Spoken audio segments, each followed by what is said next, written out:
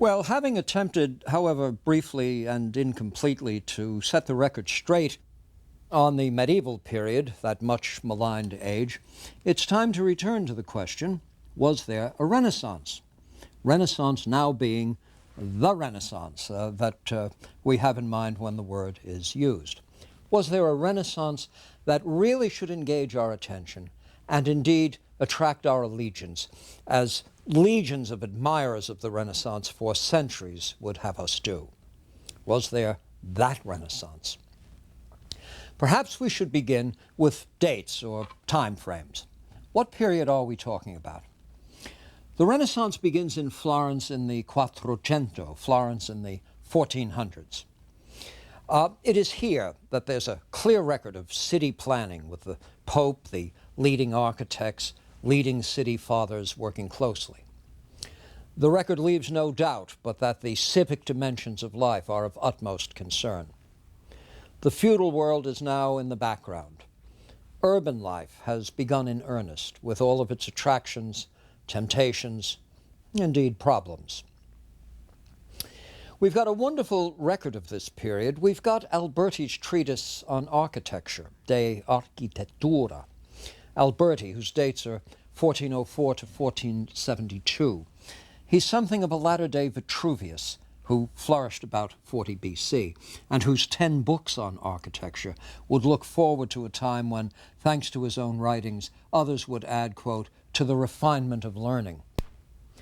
Now, Alberti's discussions of the sheer joy of his villa and his gardens find him citing Horace and Pliny here, one of the characteristics of Renaissance writers, their nearly personal identification with leading figures in the classical period.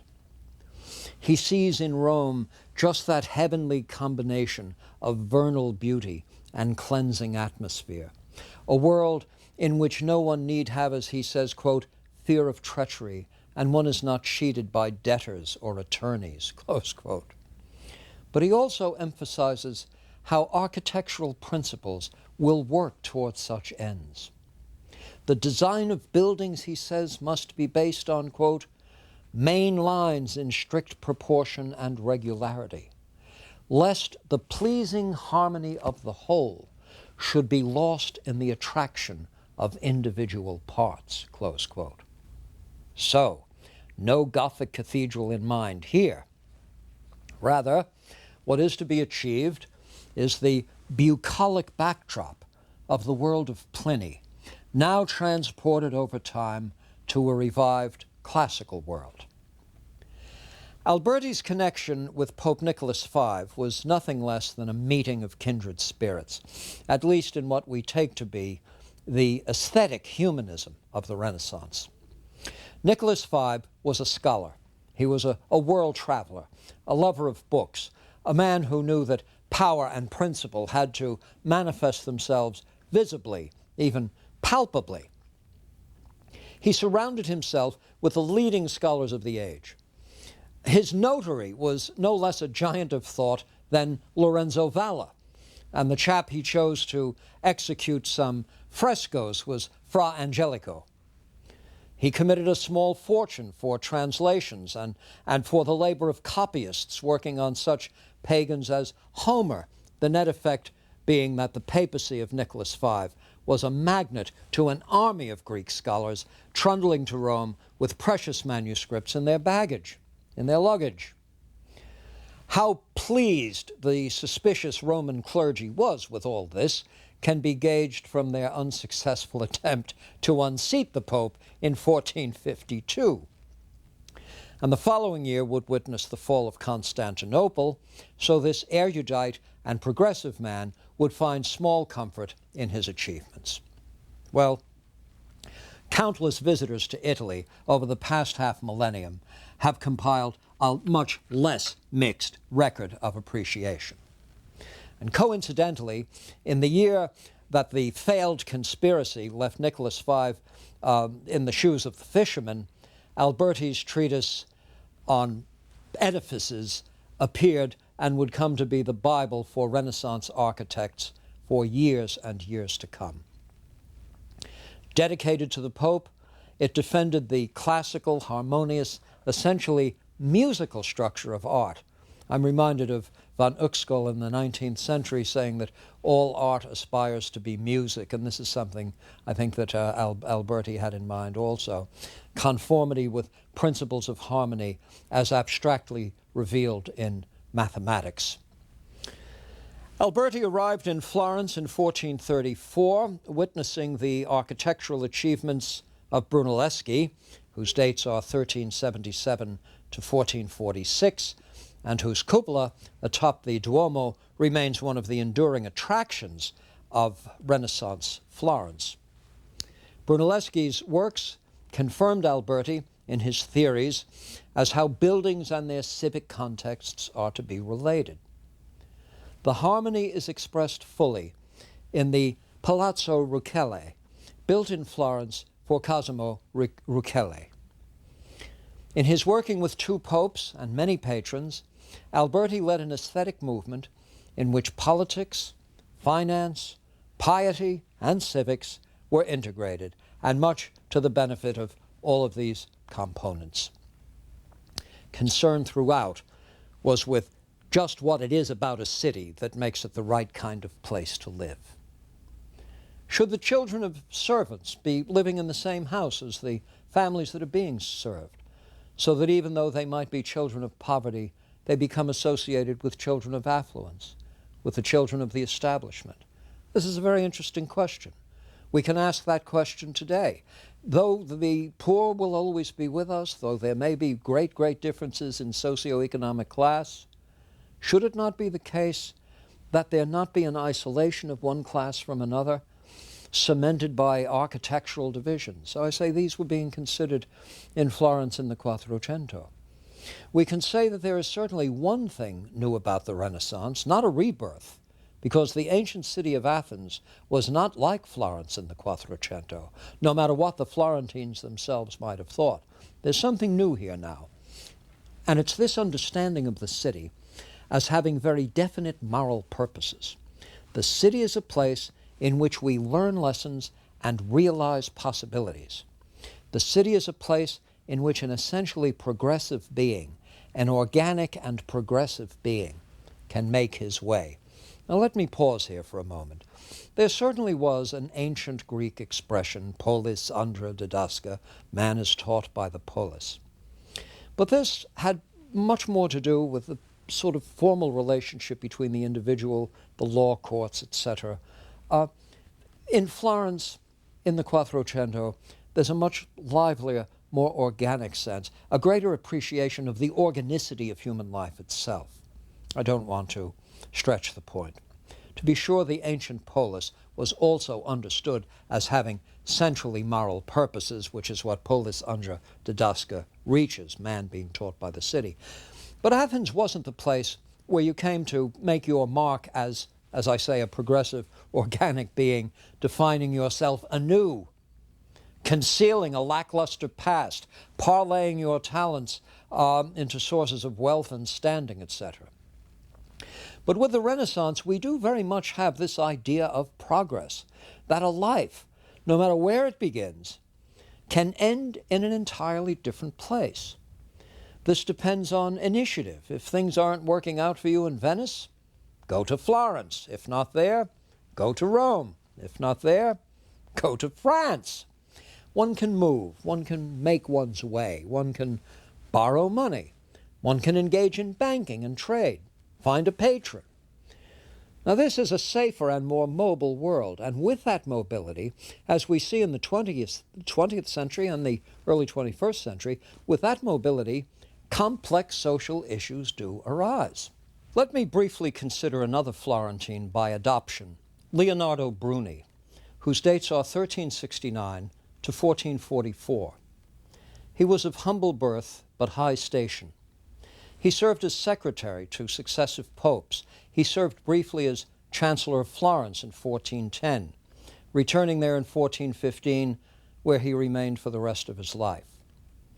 It is Bruni who writes a history of Florence so well and so well received as to have Florentine citizenship conferred on him and his progeny.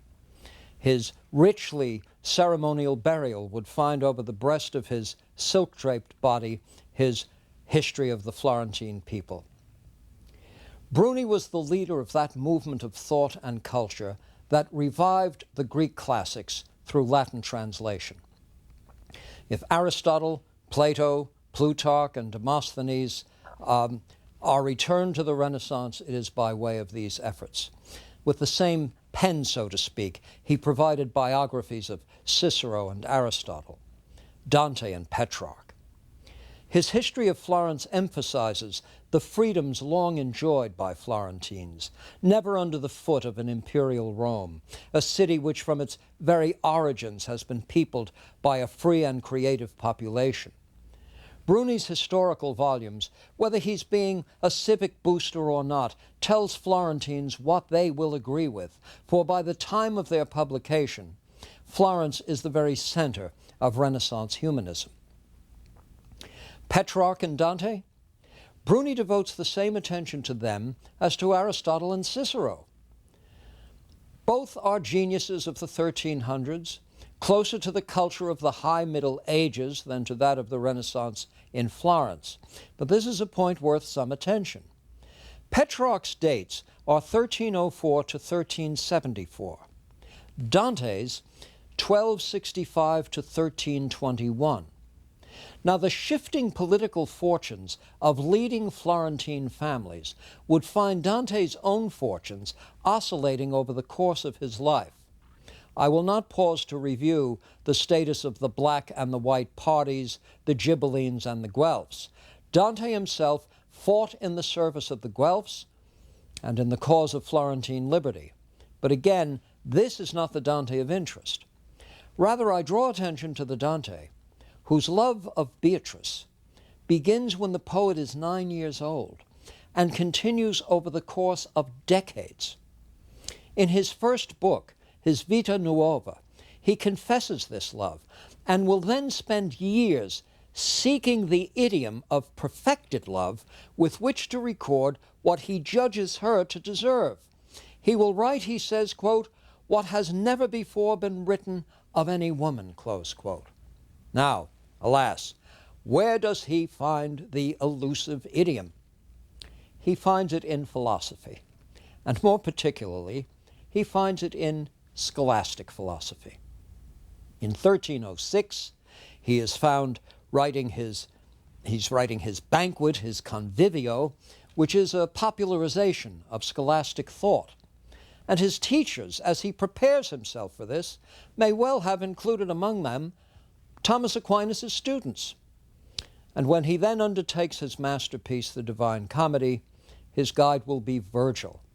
But the journey out of hell is a journey from darkness to light by way of the moral and intellectual virtues under the light of natural reason. And who in this allegory represents divine philosophy?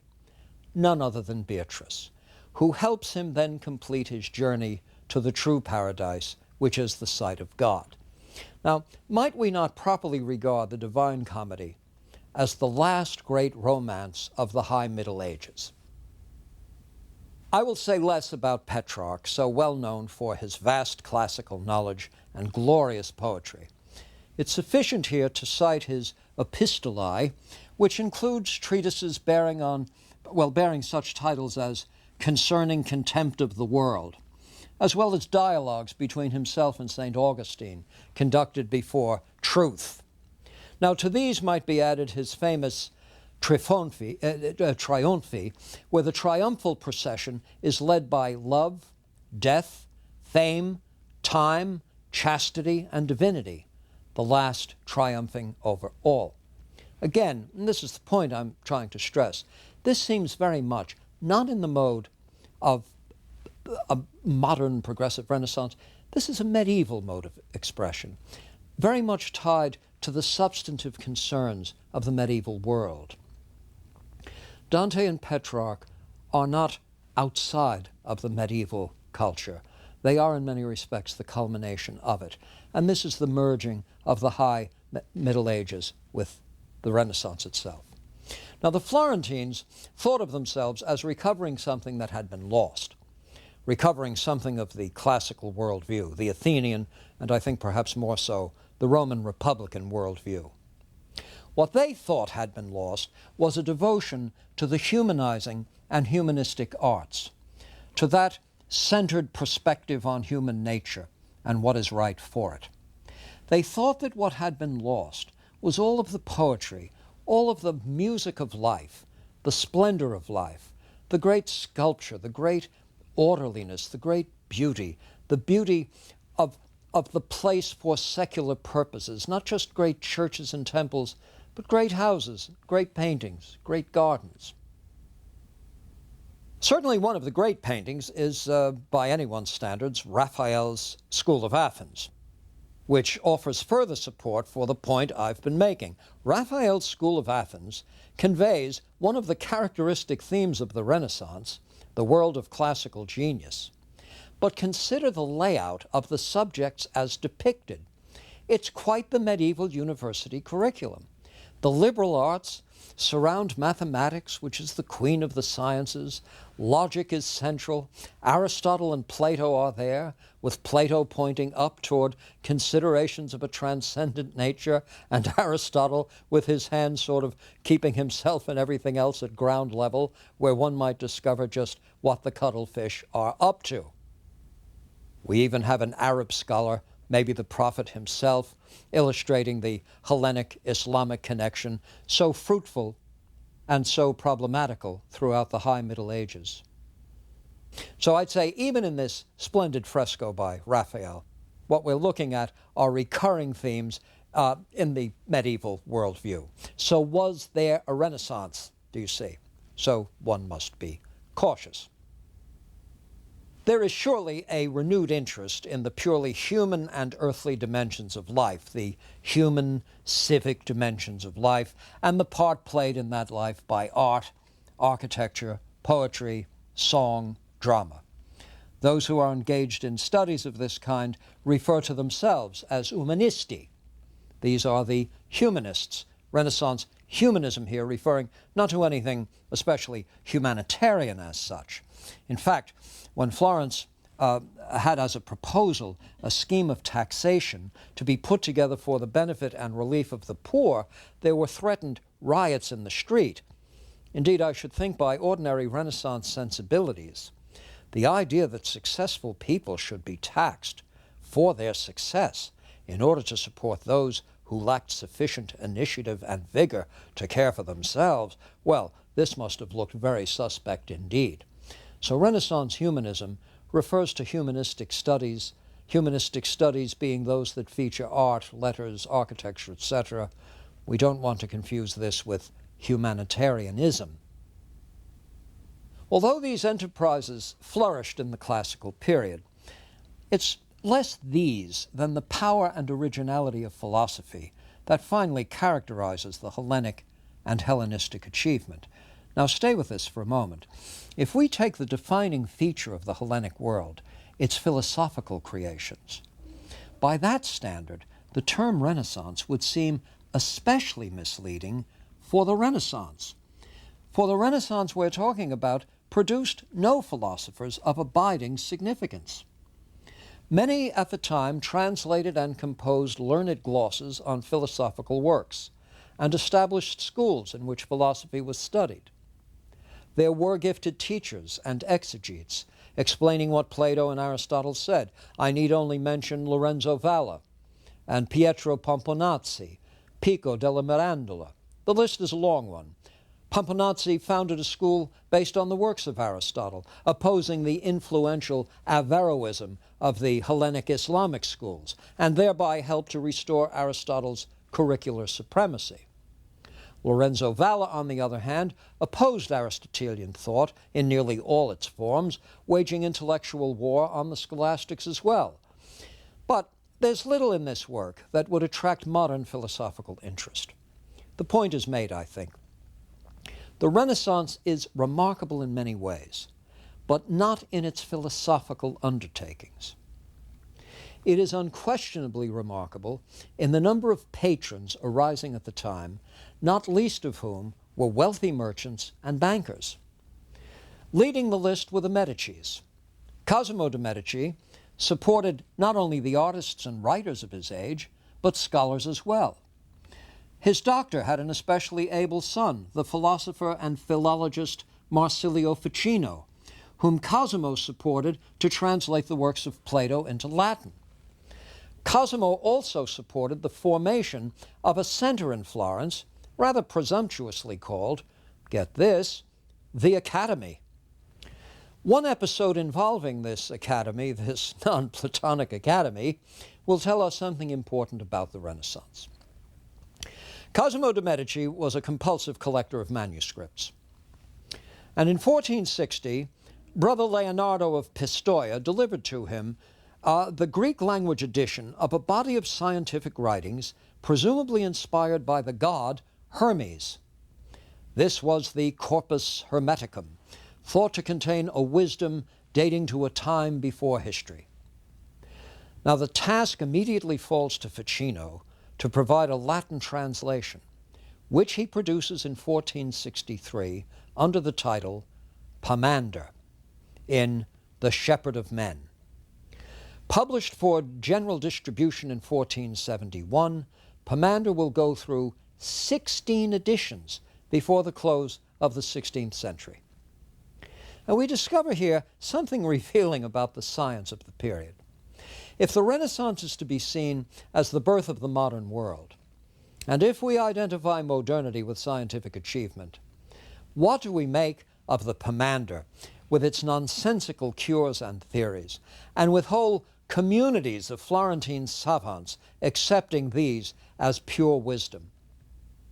It's better to see the Renaissance as a transitional period, not the birth of the modern world, but an intermediate period, a period that has liberated itself from feudal social organization, but has been merely strident in rejecting what it regards as the aimless analyticity of scholastic philosophy. It is an age that spends more time looking back to antiquity than forward to modernity. Or perhaps we might want to say that it's an age that's trying to look in both directions at the same time. Now, in some respects, the two sides of the Renaissance can be seen in two of the great thinkers of the age, and I refer here to Luther and Erasmus. Martin Luther would become one of the most powerful figures in the history of Western civilization. Though again, but I don't think, the most admiring of Lutherans would regard his principal contribution to be philosophical. Quite the contrary. He makes clear in his letters that the preferred course of action is to begin, if you really want to start anew and get things right, the preferred course of action is to begin burning everything Aristotle ever wrote. The book that counts most with Luther is the Bible, and it is he who was the first to translate it into a vernacular language. It's of some interest to note that the authoritative Greek text he used for the translation was that had been compiled by Erasmus. Well, Erasmus, born illegitimately, but thank goodness born, in 1466 at Rotterdam, and dying 70 years later in Switzerland. He was among the most shining intellects ever to cast light on the subjects that amuse and confuse a rational being. Both of his parents were dead by the time he was 15. His guardians sending him off to a monastery school. This is something he didn't like. And the clerical life that ensued was a source of regret and disappointment to him for the rest of his life. Nonetheless, it was a life that provided him with scholarly resources, which he used to such great effect that by the time of his Italian journeys in 1506, he was received as a celebrity in one Italian university town after another. His Praise of Folly, which appeared in 1509, went through 7 editions in less than 6 months. In Luther and Erasmus, we discover the most decisive voices of a Reformation, what was intended to be a Roman Catholic Reformation, based on the rejection of scholasticism and the restoration of evangelical Christianity. It is worth pausing here for a moment to say we sometimes, and I guess permissibly, refer to the Protestant Reformation. This is not what Luther set out to do. It was a Roman Catholic Reformation. It was an attempt to reform the Roman Catholic Church. Well, there couldn't be two people of more different temperament than Luther and Erasmus. They couldn't have differed more while preserving their own respective sanities.